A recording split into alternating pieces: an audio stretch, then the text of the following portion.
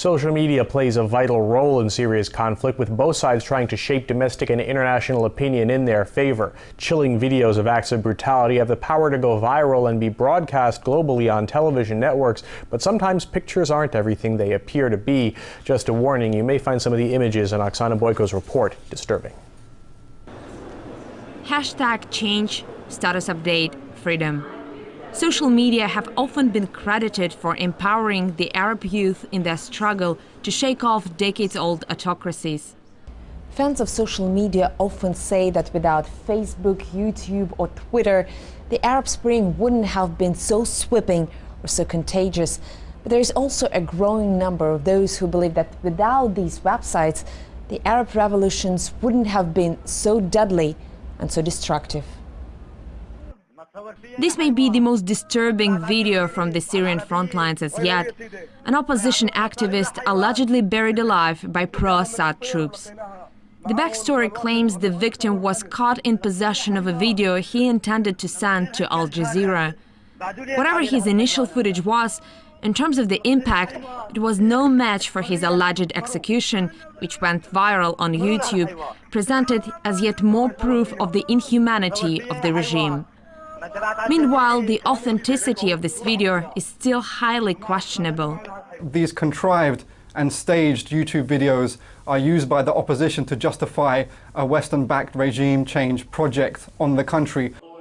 The creativity of Syrian opposition fighters has already been exposed before, when they were caught posing as pro-Assad troops supposedly carrying out the regime's brutalities.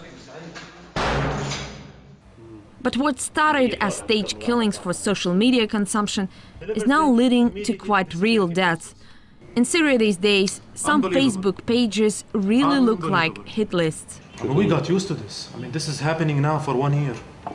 The head of Aleppo Chamber of Industry says many of his fellow businessmen found their photos and personal details posted on the opposition's websites with explicit callings to murder them. This is the car, his car.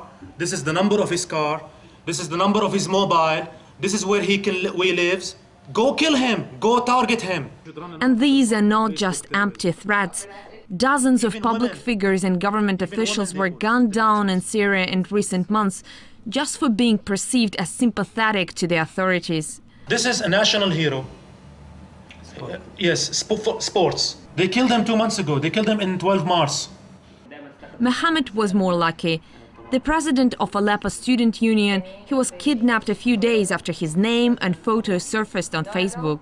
I believe that my abduction was directly linked to my political activity.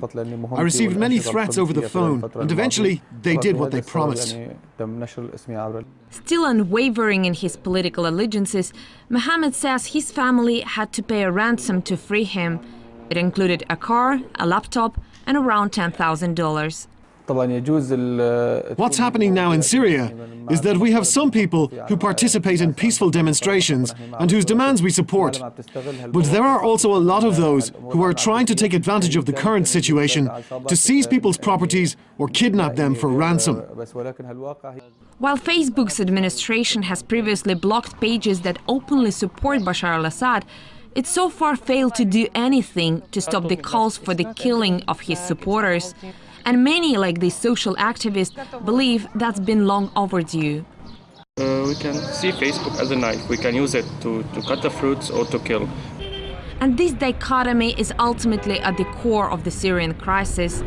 There's nothing wrong in calling for more freedom until some start using it as a cover to rob and kill. Oksana Boyko, RT, Aleppo, Syria.